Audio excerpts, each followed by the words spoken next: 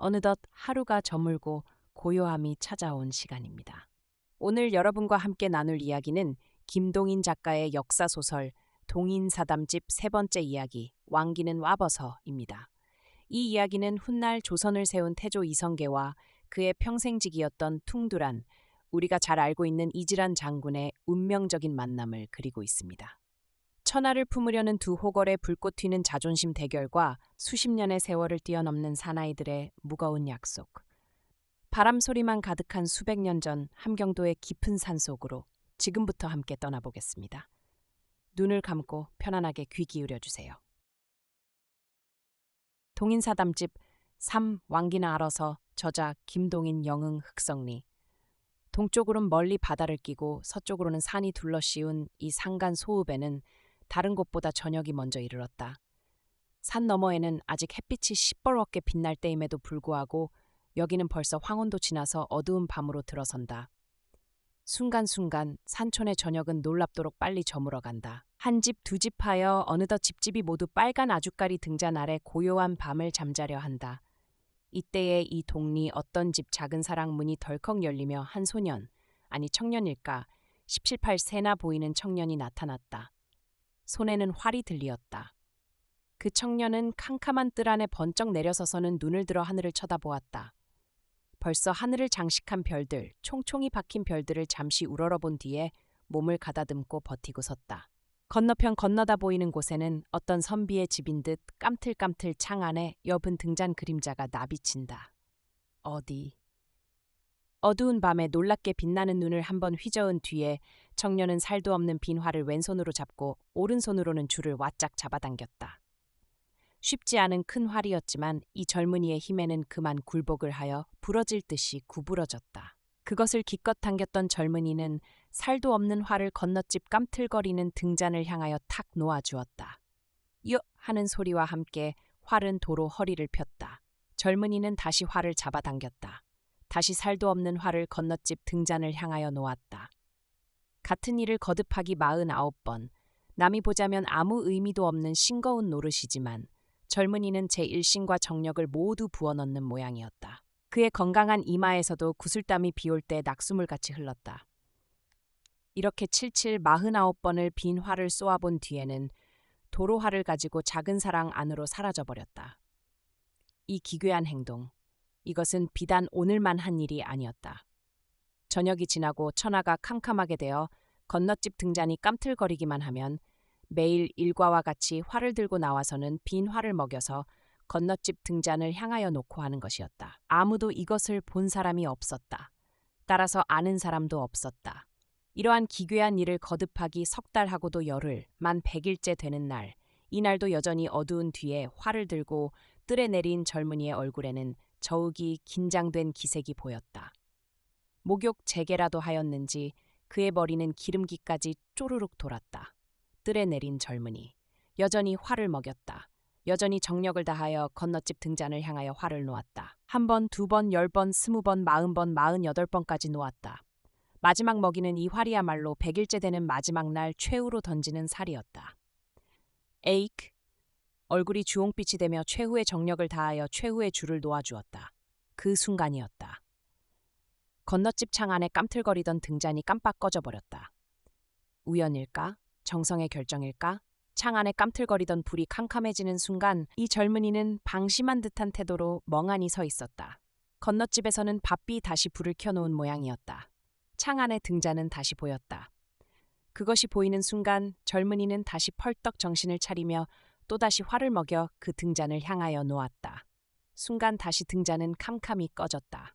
건너집에서는 등잔을 켜면 이편에서는 빈 활로 쏘아 죽이고 이런 일이 거듭되기 7, 8차. 젊은이의 얼굴 위에는 비로소 미소가 떠올랐다. 인제는 천하무적이로다. 시험 삼아 하늘 나는 기러기를 향하여 빈 활을 쏘아보았다.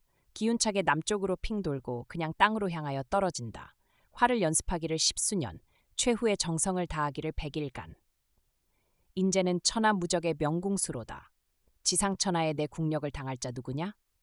자연이 터져오르는 미소를 감추지 못하고 혼연히 작은 사랑으로 사라져버리는 젊은이. 그 근방의 호가 이자춘의 집 맏아들로 태어난 이성계였다. 이튿날 이 젊은이는 불어 건너집까지 찾아가 보았다.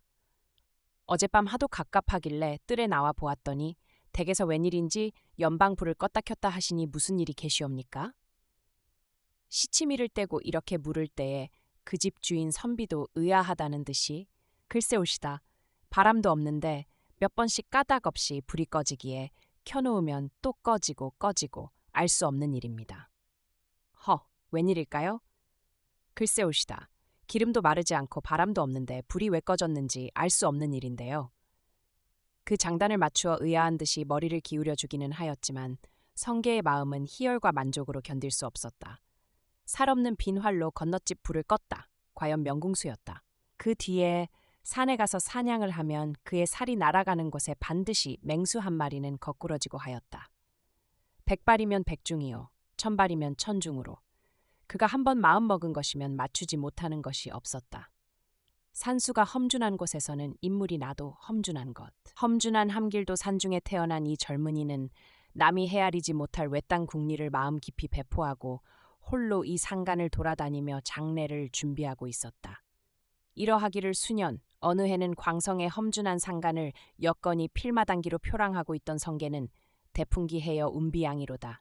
위여해 내해여 귀고양이로다. 안등맹사해여 수사방고. 흥겨운 마음으로 옛날 한태조의 대풍가를 부르면서 어떤 상간 바위에 말에서 내려서 잠시 쉬고 있었다. 우러러보면 높다란 하늘. 저 같은 하늘 아래 임금도 있고 백성도 있구나. 임금은 별 종자며 백성은 별 종자랴. 지금 이 외따른 상간에 들어누워 혼자서 콧노래 부르는 외로운 표랑객인들, 장차 임금 되지 말라는 법이 어디 있을까?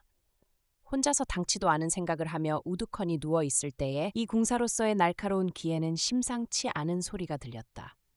보통 사람이면 듣지 못할 소리였다. 그것이 마치 소나무에 부는 바람 소리와 비슷하여 보통 사람이면 단지 바람 소리라 하여 허수로 넘길 소리였다. 그러나 이 궁수의 날카로운 귀는 그것이 틀림없는 시위 소리임을 알았다. 그의 몸은 반사적으로 벌떡 일으켰다. 순간 전까지 고요히 태평에 잠겼던 그의 두 눈은 마치 쥐를 본 고양이같이 날란히 빛이 났다.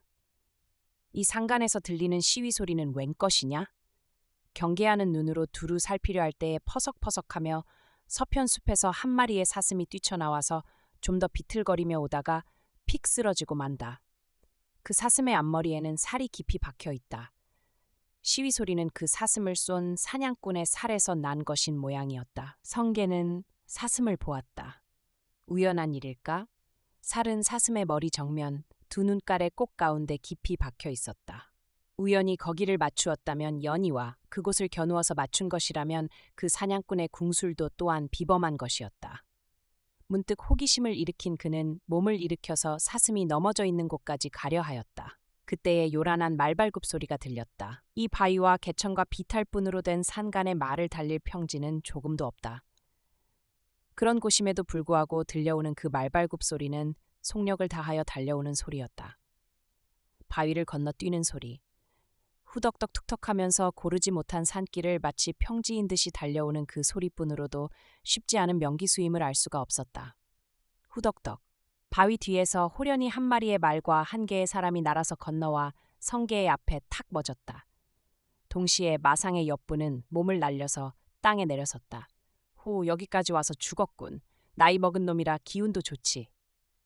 곁에 사람이 있는 것은 개의치도 않은 듯이 사슴을 가볍게 일으켜서 허리에 찼던 칼로 목을 찔러 거기서 쿨쿨 솟는 피를 들이킨다. 잠시를 들이키고 있다가야 비로소 성계를 보며 노영도 좀 자시겠소? 성계는 잠시 탄상하는 눈으로 그 젊은이를 보았다. 보아하니 아직 20이 넘지 못한 소년이었다. 그 위에 부드러운 뺨이며 불그스레한 얼굴빛이며 샛별같이 빛나는 눈이며가 사내로 보기에는 아깝도록 예쁘게 생긴 인물이었다. 혼자 자시오? 성계는 미소하면서 대답하였다. 혼자 먹자니 미안하구려. 염려 말고 자시오. 빼앗진 않을 테니. 빼앗으면 빼앗기긴 허구 젊은 녀석하고는 제법인걸. 말도 무던히 타고 활도 무던히 쏘는 모양인데 무던해? 노영의 눈썹을 다치지 않고 눈가를 꿰라 해도 넉넉히 맞추겠소. 내가 눈을 감아도? 감고 있다가도 시위 소리가 나면 저절로 뜨거든. 어디 내기를 해볼까? 그럼세. 무슨 내기? 모가지를 걸까? 모가지를 걸자니 자네 죽이기가 아까워. 그럴 것 없이 내가 지면 내가 자네 동생이 되고 자네가 지면 자네가 내 동생이 되기로 하세. 그러세. 거리는 50보, 살은 3대. 한 대. 3대로 하세. 농인지 진정인지 알 수 없는 내기는 결행을 하게 되었다. 성계는 그 자리에서 성큼성큼 걸어서 50보를 가서 젊은이를 향하여 돌아섰다. 자, 쏘게! 한마디 던지고는 고요히 눈을 감고 섰다. 이편 젊은이는 활에 살을 먹인 뒤에 여보게 내 살은 백발백중이야. 해봐야 자네 눈깔만 손에 날 테니 그만두세 하였다. 그럼 동생이 되겠나? 웬 말이야? 그럼 두 말 없이 쏘게. 이리하여 두 청년은 마주 섰다. 미청년은 이윽고 살을 잔뜩 먹였다가 숨을 맞추어 가지고 줄을 놓았다. 눈을 감고 고요히 있는 성계. 물론 눈에 살을 맞았을 줄 알았다. 그러나 그의 왼손이 한 번 번뜩일 때에 날아오는 살은 그의 눈앞 한치의 거리에서 그의 왼손에 잡히었다. 그리고는 다시 한 번 하고 눈은 떠보지도 않았다. 미청년은 의외인 모양이었다. 잠시 눈이 쾅하니 건너다 보았다. 그러다가 다시 살을 먹여서 쏘았다. 그러나 둘째 번 살은 성계의 오른손에 잡히어 버렸다. 살 하나 남았지? 또 다시? 그냥 눈은 뜨지도 않고 던지는 이 말에 미청년은 나머지의 살을 활에 먹이지 않고 내버리고 말았다. 형님, 눈깔 가죽 두껍기도 하오. 살이 안 박히냐? 할 수 없습니다. 타협은 성립되었다. 성계는 얼굴에 미소를 띠고 이쪽으로 돌아왔다. 그래, 동생 이름이 뭐라? 퉁두라니요. 본래 여진나라 금패천호 아라부라의 아들로 고려에 귀화한 한 사람이 왜다. 나는 이성계라는 사냥꾼일세. 한데 자네는 얼굴이 계집애 같은 녀석이 외모와는 딴판으로 호기로운 사내 행세를 하나 웬일인가? 별 말씀, 금마초라는 칭호를 듣는 미남자로 5호 대장 중에 제일 위되는 마초가 있고 부모 선생이라는 이름을 듣던 장자방도 있거니와 미남자라고 계집애 다우라는 법이 어디 있소? 호, 수작까지 제법이로구나. 둘은 마주 앉았다. 퉁두란이 쏘아잡은 사슴을 가운데 놓고 퉁두란이 내놓은 소금을 앞에 펴놓고 칼을 뽑아서 고기를 뜯어먹으면서 이야기를 주고받았다. 왕의 종자는 별 종자냐? 가슴에 적지 않은 야망을 품고 그 기회를 기다리노라고 상간에서 모호한 생활을 하는 성계. 한 대의 살로서 한 마리의 맹수를 잡으면서 장차 이런 구구한 짐승 사냥보다 국가 사냥을 꿈꾸는 불규의 청년은 여기서 그 무력과 배심이 아무리 보아도 범인이 아닌 퉁두란을 만나서 내심 깊이 결심하는 바가 있었다. 놀라운 음모의 성공을 꾀하려면 거기 적당한 용기와 지혜가 겸비한 보조자가 절대로 필요하다. 이 퉁두란이란 미청년이 거기 쓰이지 못할까? 여보게, 사내 녀석이 그래 구구이 사슴 사냥을 하고 있담? 좀 더 큰 사냥은 염도 못 내나? 못난 녀석 같으니. 농담 삼아 이렇게 떠보았더니 퉁두란의 대답이 이것이었다. 강태공이 위수에서 고기 낚시질을 했답니다. 주고받은 이야기로 배심이 적지 않은 것을 본 뒤에 그날 저녁 성계는 두란을 자기 집으로 데리고 돌아왔다. 그날 밤 이자춘의 집사랑의 주안을 마주하고 앉은 젊은 주객. 그 술좌석을 모시는 한계 아리따운 처녀가 있었다. 성계의 작은 부인 강씨의 조카딸 되는 처녀였다. 술을 먹는 체하지만 마음에 딴 배포가 있는 성계는 정신이 똑똑하여 눈앞에 노는 한계 딴 청년과 미처녀의 행동을 주시하였다. 술의 조력도 있겠지만 아리따운 처녀가 부어주는 술에 그만 넋이 빠져서 정신을 잃어가는 젊은 미청년과 그 청년의 계집애 같은 아름다운 얼굴에 심상치 않은 눈을 던지는 조카딸의 모양을 슬금슬금 보면서 성계는 내심 매우 흡족히 여겼다. 그로부터 수일 후 그의 집에서는 한 쌍의 새로운 부처가 생겨났다. 퉁두란과 처녀가 드디어 혼인을 하였던 것이었다. 의형제 겸 조카 사위 겸 이중 삼중으로 어거매어서 이성계는 퉁두란을 자기의 사람으로 만들려 하였다. 그러는 동안 누차 서울에도 왕래를 하여 시국의 형편을 살펴보았다. 그러나 퉁두란과 가까이 사귀면서 성계는 도리어 의외의 점을 발견하였다. 퉁두란의 가슴에 품고 있는 꿈이 결코 자기의 꿈보다 적지 않은 점이었다. 성계는 퉁두란으로 하여금 한실의 제업을 도운 장자방이 되기를 바라고 촉망했지만 퉁두란의 품은 꿈은 도리어 유방이 되기를 몽상하는 모양이었다. 어떤 날 시험 삼아 붓대를 가지고 희롱하다가 종이에다가 무심히인 듯이 일척 장검한 사직이라 써놓았더니 맞은편에서 붓을 가지고 희롱하던 퉁두란이 편한 안자를 어플복자로 고치고는 싱긋 웃어 보였다. 퉁두란에 품고 있는 꿈이 결코 자기의 꿈보다 적지 않은 것을 발견할 때에 성계는 내심 몸서리쳤다. 이 비상한 인물. 그 역량이 무술이며 도량이 자기 한 사람 외에는 대적할 사람이 없는 희대의 호걸이. 만약 자기에게 신복을 하여 자기가 장차 하려는 놀라운 일에 조력을 하여 주면 다시 구할 수 없는 귀한 보조자이지만 그와 반대로 만약 자기와 대립하겠다면 또한 당대의 가장 무서운 인물이었다. 이 일을 어쩌나 대립하자면 성계로도 무서웠다.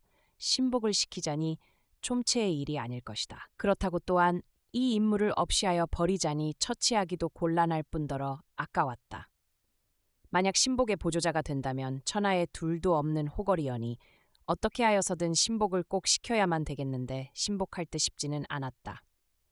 뿐더러 퉁두란의 편으로 보자면 도리어 내심 성계에게 장자방이가 되어주기를 원하는 눈치였다. 이 북극태생의 미청년이 색을 가까이 한 뒤부터는 그의 코알에 수염이 나기 시작하였다. 그런데 그 수염이야말로 성계 자기의 코알에 달린 노랗고 빈약한 수염과 달라서 윤택 있는 자염이 그득히 나는 위에 더욱 기괴한 것은 좌우편의 한 올씩이 유난히도 굵고 빛나는 것이 나서 그것이 또한 다른 수염들보다 길게 유버서 더욱 그 위풍을 돋우는 것이었다. 형님, 이게 용수회다. 사실 전하는 바 용수였다. 이 용수는 반드시 천자가 될 사람에게야 난다는 전설이 있는 것으로 퉁두라는 그 수염을 애지중지하고 얼굴을 씻을 때에도 다칠세라 고이고 이 씻고 그런 뒤에는 돌돌 말아서 다른 수염 사이에 감추어 두는 것이었다. 성계에게는 이것은 한 고통거리였다. 같은 솥에 밥을 먹고 함께 지내는데 왜 퉁두란에게는 저런 수염이 나고 내게는 이다지 빈약한 수염이 나는가? 홀로 거울을 들여다보고 탄식한 적도 여러 번 있었다. 이디 형님을 대도독을 시켜드릴까? 계집애같이 예쁘던 얼굴에 수염이 나니 아주 귀인다운 얼굴로 변한 퉁두란의 이런 농담을 들을 때는 성계는 겉으로는 웃어 보였지만 내심으로는 불쾌하곤 하였다. 어떤 날 성계는 퉁두란과 술을 먹었다. 성계는 먹는 채만 하고 모두 몰래 쏟아버렸다. 술을 즐기는 퉁두란은 그냥 받아 먹었다. 한 말 술을 먹겠나? 두 말 먹으리다. 어디? 권하는 대로 얼마고 먹어서 마지막에는 두루뭉술이가 되도록 먹었다. 그날 밤 성계의 집 하인의 부축을 받아서 새로 장만한 제 집으로 돌아갔다. 그 밤 정신 모르고 잔 퉁두란은 이튿날 아침 세수를 하려다가 코아래를 만져보고 깜짝 놀랐다.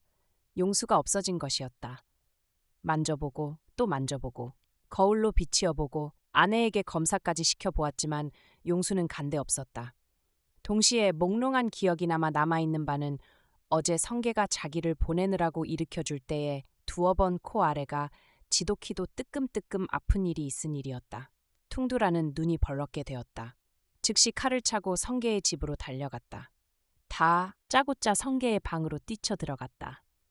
무슨 일인지 매우 긴장된 얼굴로 있던 성계는 퉁두란이 눈에 핏기를 올려가지고 들어오는 바람에 싱겁게 어울리지 않게 씩 웃었다.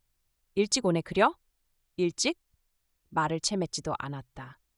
그의 손이 한번 움직일 때에 육척 장검은 어느덧 뽑혀서 성계를 향하여 내려갔다. 피할 곳 없는 좁은 방 안에 6자 긴 칼이 돌아갔는지라 성계의 허리는 두 도막이 났을 것이다.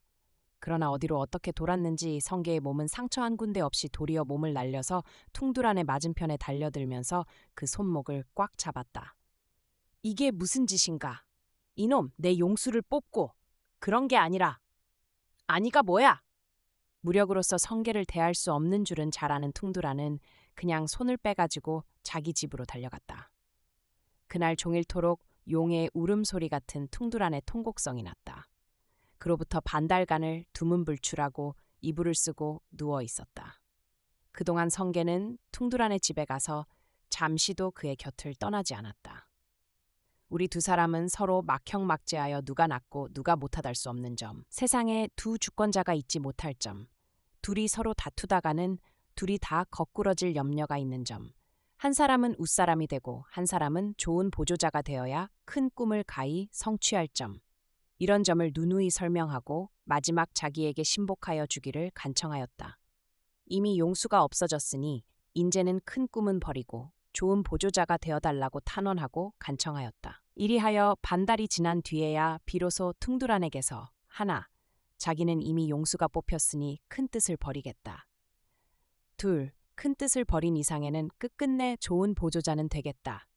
셋, 그러나 자기는 과거에 큰 뜻을 품었었으니 이후 요행일이 여의하게 되는 날이라도 일개대장이나 재상으로 일생을 보내고 싶지는 않다.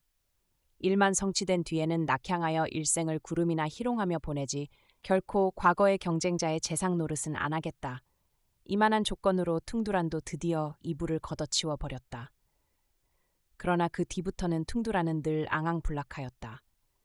이전과 같이 얼굴에 화기도 없고 그다지 자주 찾아다니지도 않았다. 모든 일에 낙심을 한 사람같이 열성이 없었다. 성계를 원망하는 마음도 여전히 사가지지 않는 모양이었다. 어떤 날 성계는 변소에 갔다가 일을 끝내고 일어서려 할 때였다. 저편 쪽에서 나는 기괴한 숨소리가 문득 들렸다. 보통 숨소리면 얼결에 듣지도 못했겠지만 그것은 정령코 화를 메울 때라야만 내는 숨소리. 무인 성계의 귀에는 날카롭게 들렸다. 펄떡 정신을 차릴 때는 시윗소리와 함께 살이 변소 벽을 뚫고 날아 들어왔다. 손을 날려서 살을 잡았다. 동시에 날아오는 둘째 쌀, 셋째 쌀, 세 개를 다 잡았다. 잡아서 세 개를 다 뚜껑 분질러가지고 변소 밖으로 썩 나섰다. 퉁두란이 뜰에 활을 들고 서 있었다. 그러다가 성계가 죽지 않고 살을 손에 들고 나오는 것을 보고 얼굴이 창백해진다. 성계는 허허 웃었다. 여보게, 그러다가 내가 맞으면 어쩔 텐가? 아무리 내기로써니 미리 알리지 않고 쏘면 잘못하면 맞기도 쉬운 법, 형의 역량을 시험하기도 너무 과하이. 이 웃는 바람에 퉁두라는 얼굴이 뻘겋게 되어 같이 싱겁게 웃었다. 이런 일이 있은 지 얼마 뒤 성계와 퉁두라는 함께 호랑이 사냥을 갔다가 백두산 상봉까지 이르러서 천지를 구경한 일이 있었다. 찬란한 오색 구름을 발 아래 굽어보며 천지까지 이르러서 함께 나란히 하여 천지를 굽어보는 동안 성계는 문득 어디인지는 모르나 살기가 몸을 엄습하는 것을 깨달았다. 펄떡 정신을 가다듬으려는 순간 퉁두란의 억센 양팔은 등 뒤로 성계를 갑자기 떠밀었다. 방심하고 있다가 떠밀리운 성계는 불의 중의 일이라 수십 길 벼랑에서 아래로 떨어졌다. 그러나 아직껏의 생애를 무술로 단련한 성계는 떨어지는 도중에 가로 업어나온 한 개 바윗뿌리를 걷어잡고 거기 매달렸다. 매달린 다음 순간 한 번 소리치며 몸을 축힐 때에 그의 몸은 나는 새와 같이 도로 동굴 밖으로 솟아올랐다. 그때는 바야흐로 퉁두란이 커다란 돌멩이 하나를 동굴 속으로 내리치려는 순간이었다. 여기 딱 마주친 두 사람의 인물. 퉁두란의 얼굴은 공포와 경악으로 검붉게 되었다. 그러나 그것을 바라보는 성계의 눈에는 미소가 나타났다. 여보게 장난도 너무 심하이. 불의에 밀치면 낸들 안 떨어지겠나? 그런 시험이 어디 있담? 빙긋이 웃으며 마주 서 있는 성계를 잠시는 얼빠진 듯이 바라보고 섰던 퉁두라는 눈에 눈물을 그득이 괴어가지고 드디어 항복을 하였다. 형님, 용서합시오. 용서란. 형님도 짐작은 하실 거. 너무 조롱하시지 말고 용서합시오. 차후에는 결코 그런 일이 없이 형님께 신복하리다. 종내 마음을 샀다. 이 불평을 품은 억센 퉁두란으로 하여금 마음으로 복종을 하게 하려고 얼마나 노심을 하였던가. 지금 그의 마음이 종내 꺾이고 신복하기를 맹세하였다. 성계의 눈에도 기쁨의 눈물이 괴었다. 고려 공민왕 9년, 지정 20년, 경자 하사월에 성계의 아버지 자춘이 48살의 장년으로 세상을 떠났다. 그때는 서울 출입이 잦고 그의 무용으로서 공민왕께 벼슬하여 만호가 된 성계는 창왕이 함흥으로 내려왔다. 함흥에 이사한 때였다. 이 집안의 맏아들 이만호는 아버지의 시신 앞에 앉아서 울음 섞인 소리로 하소연하였다. 아버님, 왜 좀 더 생존해 계시지 못하셨습니까? 지금 바야흐로 큰 꿈을 이루려고 첫 발자국을 내짚었거늘 그 성공을 보시기 전에 왜 벌써 떠나셨습니까? 자, 인제는 좋은 자리를 구해서 시신을 안장을 하여야겠다. 슬픔 가운데서도 명당 복지를 구하기 위하여 널리 사람을 내세워 알아보았다. 그 어떤 날 밖에 나갔던 동복이 숨을 허덕이며 달려왔다. 왜 이리 소란스러우냐? 상주마님, 저 다른 게 아니라요. 저 방금 동산 앞으로 중 둘이 지나가면서 여기 명당이 있기는 있구만 아는 사람이 없구나 하면서 돌아보며 가요. 무얼? 재차 물으면서 이만호는 벌써 마당으로 뛰어내렸다. 어디쯤이냐? 함관령 쪽으로 가던걸요? 일변 들으면서 말에 오른 이만호는 말을 전속력으로 달려서 함관령 쪽으로 갔다. 그가 앞서 가는 중을 뒤따른 것은 함관령에 다 다다라서였다. 대사! 대사! 말에서 고함을 지르고 그 소리에 두 중이 돌아볼 때는 그는 어느덧 중의 앞에까지 이르러서 말에서 내렸다. 대사! 명당이 어디 있소? 동산에 명당 자리가 있다고 그리셨지요? 빈도는 알 수 없는 말씀이 왜다. 무얼? 무인으로서의 성급한 이성계는 한순간 주먹으로 모여드는 힘을 느끼면서 달려들려 하였다. 그러나 다시 생각하고 억지로 긴장을 약간 사겼다. 대사, 소원이 옳시다. 좋은 구멍에 어버이를 모시고자 하는 자식의 정성이 왜다. 너무 괄시마시고 가르쳐 줍시오. 글쎄 옳시다. 늙은 중과 젊은 중이었다. 늙은 중은 젊은 중을 보았다. 젊은 중은 늙은 중을 마주 보았다. 그런 뒤에야 응하였다. 글쎄 옳시다. 당신의 효성보다도 당신의 기고를 보고 가르쳐 드릴까? 네, 제발. 그럼 돌아서 갑시다. 그들은 다시 돌아섰다. 돌아서서 다시 동산까지 뒷걸음쳤다. 구멍이 좋은 것이 둘이 있소이다. 어떤 것이오니까? 하나는 제왕의 구멍, 그 구멍에 쓰면 자손의 제왕이 생겨날 것이요. 하나는 장상의 구멍, 그 구멍에 쓰면 자손의 청사상에 이름 떨칠 위걸이 생겨날 것이외다. 보아하니 제왕가의 인물은 아닌 듯하니 장상여를 가르쳐 드리리다. 말을 듣는 동안 이만호의 가슴은 놀랍게도 방망이질하였다. 여기 자손 중에 임금이 생길 구멍이 있다 한다. 그 구멍을 어찌 놓치랴. 아니올시다. 상여를 가르쳐 줍시오. 그게 무슨 말씀이요? 그렇지 않습니다. 사람이란 최상을 겨누어야 겨우 하지상쯤은 얻는 것. 어찌 미리부터 하를 구하리까? 늙은 중은 또다시 젊은 중을 굽어보고 빙긋이 웃었다. 당신의 기골이 그만 배심은 넉넉히 있음직하오. 그러면 상여를 가르쳐 드리리다. 중에게서 명당 자리를 자세히 알아가지고 거기다가 잊지 않도록 표적을 할 때에는 이만호의 얼굴에는 초상 상제답지 않은 희열의 웃음이 넘치어 있었다. 각별히 임시의 두 중에게 사례를 하며 그 이름을 물으니 늙은 중은 나옹대사요, 젊은 중은 그의 제자 무학이었다. 산소 자리가 좋아서 이후 벼슬에 붙는 날이 있거든 오늘의 은혜를 그날 배꼽하여 갚으리라. 네, 그 대신 경계하는 말씀은 자리의 영험으로 이 뒤 뜨단한 높은 자리에 오르실 때가 계시면 그날 불도를 너무 학대하지 맙시오. 이 말 한마디를 남기고 두 중은 갈 길을 갔다. 아버지를 명당에 안장하고 이젠 고향에 아무 마음 걸리는 일이 없는 이만호는 무서운 야망을 품고 다시 서울로 올라갔다. 그의 버시요 겸하여 보조자 되는 퉁두란도 고려 왕조의 무관의 한 자리를 얻어하고 있었다. 본시 용맹과 지혜가 사람의 위에 서는 그는 벼슬에 붙으면서 나날이 높아져서 얼마 지나지 않아서 놀라운 꿈이 실현될 듯 싶었다. 그러나 그의 꿈은 애처롭게도 중도에서 커다란 타격을 받았다. 왕 공민왕의 신임이 차차 두터워 가려 할 때에 무서운 인물 하나이 나타난 것이었다. 마침 왕후 노국공주가 승하하였다. 왕후를 몹시도 사랑하던 왕은 왕후의 승하에 낙심천만하여 세상 만사가 모두 귀찮아졌다. 그래서 편조라는 중을 불러 올려서 환속을 시키고 신돈이라 이름까지 내려주고 대소사를 모두 신돈에게 일임하여 버렸다. 신돈은 놀라운 인력과 감화력과 수완을 가진 인물이었다. 아직껏 대대로 고려의 명문으로 내려오던 호가들을 모두 눌러버리고 평민과 약자를 위한 정치를 베풀기 시작하였다. 재래의 권력가 중에서 일어나는 무서운 악매성과 그와 반대로 평민 계급에서 일어나는 감사의 할애 아래서 이 나라의 대표자인 신돈의 정치는 나날이 진척되었다. 이 신돈의 위력에 눌려서 문무고관들은 손가락 하나 쓸 여지가 없었다.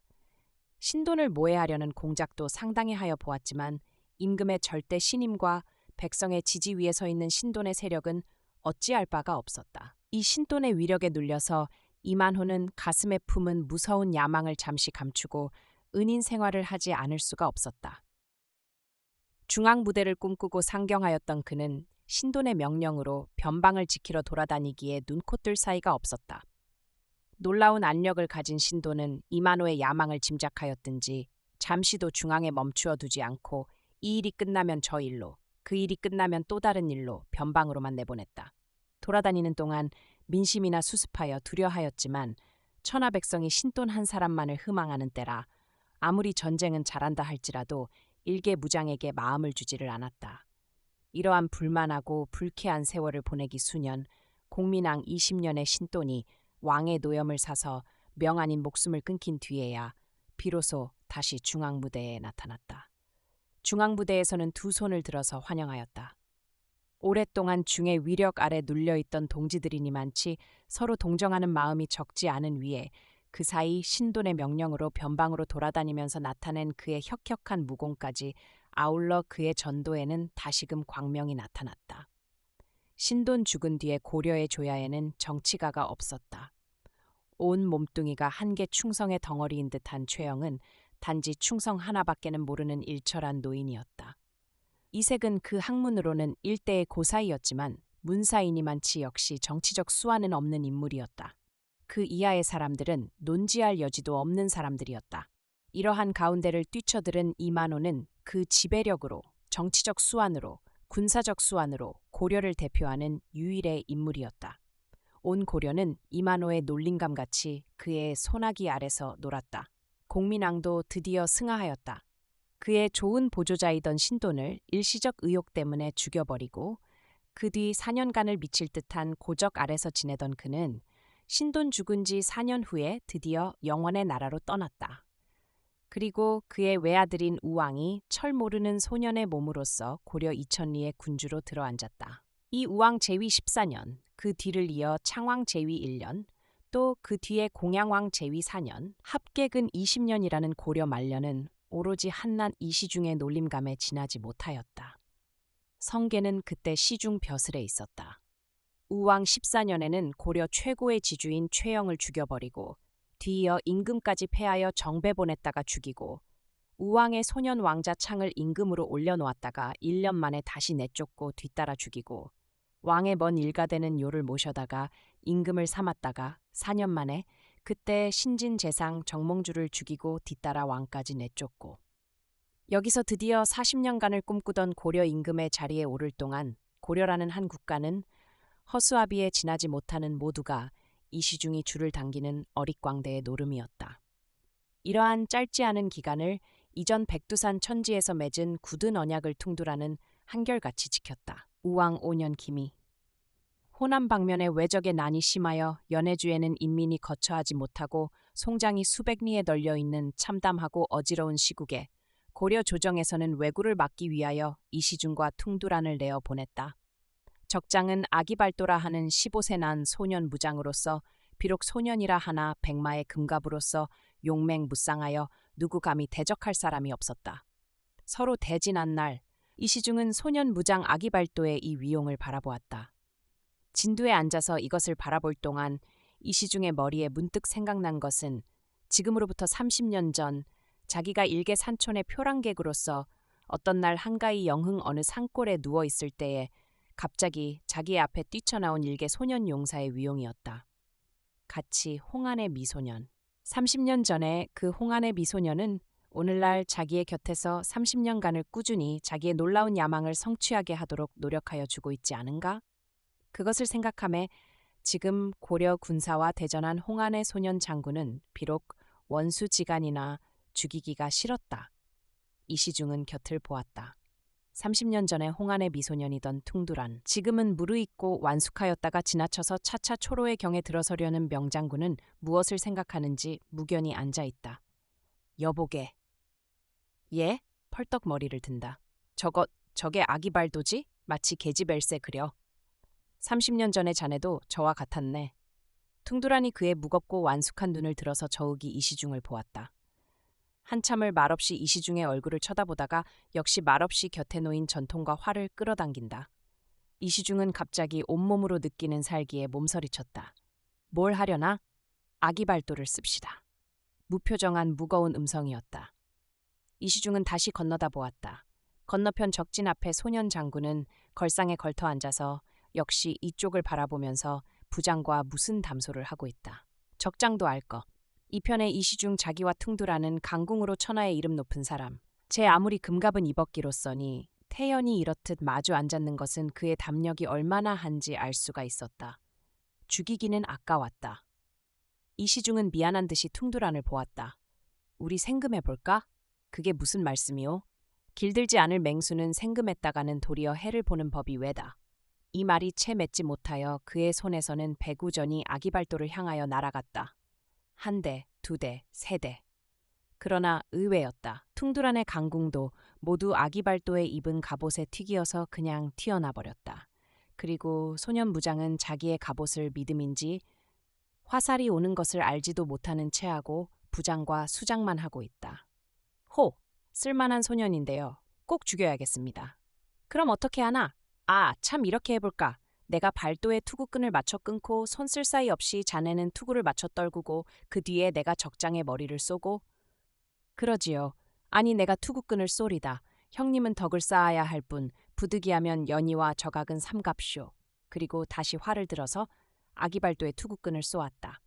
겨냥에 틀림이 없어서 투구끈이 탁 끊어지는 동시에 이시중의 살은 투구를 맞춰서 적장의 머리가 밖으로 나왔다.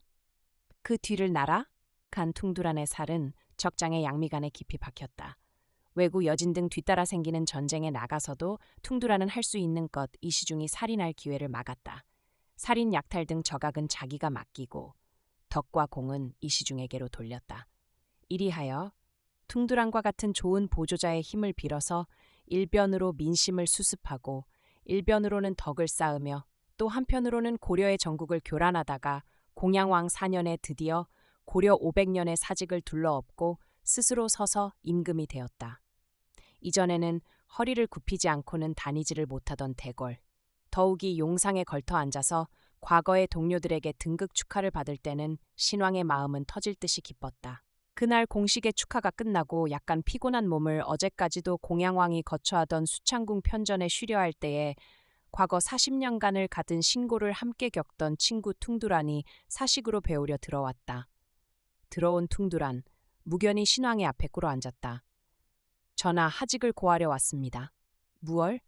깜짝 놀라서 신왕이 눈을 크게 할 때에 퉁두란의 눈에서는 커다란 눈물이 떨어졌다. 인젠 쓸데없는 해골, 한가히 여생이나 보내고 싶습니다. 여보게, 입에 익은 말이 나왔다. 그게 무슨 말인가? 가다니 어디를 간단 말인가? 그 사이 40년간 신의 활에 끊어진 생명이 수만 명이 아니오니까? 전하의 총에는 지극할지나 지옥의 고생이 두렵사오니 삭발 위승하고 그 원혼들의 명복이나 빌면서 여생을 보낼까 하옵니다. 그게 무슨 말인가? 내가 오늘 이 자리에 오르기는 올랐지만 사업은 이제부터야. 그런데 이런 때에 자네를 잃으면 어찌한단 말인가? 더 있어서 내 일을 도와주어야지. 퉁두라는 눈을 약간 치떴다. 신왕의 옷깃을 바라보았다. 갑옷이 아니요, 찬란한 용포. 그것을 잠시 바라보다가 다시 눈을 내리뜨면서 전하, 이전 백두산서에 약속이 있습니다. 신도 이전에는 이 용상을 외람되오나 꿈꾸던 사람이 올시다. 백두산의 약속대로 전하께서 이 높으신 위에 오르시기까지는 견마의 도를 아끼지 않았습니다. 많은 신도 이전에 꿈꾸던 이 용상 앞에 꿇어서 전하를 우러를 생각은 추호도 없습니다. 할 말이 없었다. 무어라 대답하랴. 그의 심경도 넉넉히 짐작이 갔다.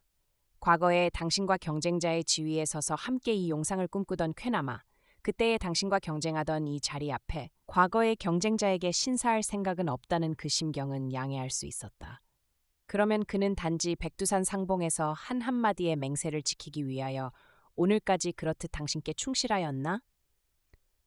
그 사이 40년간을 거기 대하여는 한마디의 말도 없으므로 심왕은 물론 인젠 퉁두라니 영구히 당신의 사람이요 이후 성공하는 날에는 최고의 대우로서 맞으려고 내정하였던 바이언을 그는 장래의 영광 등은 생각지도 않고 오로지 남아의 한마디 약속에 속박되어 지금껏 그렇게 충실하였나?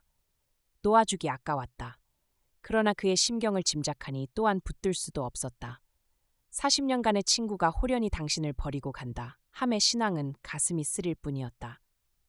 이튿날 심왕이 과거의 정의를 생각하여 전별연이라도 열려고 시종을 퉁두란의 집으로 보냈더니 그는 벌써 어제 대궐에서 나오는 길로 어디론가 종적을 감추어 버린 것이었다.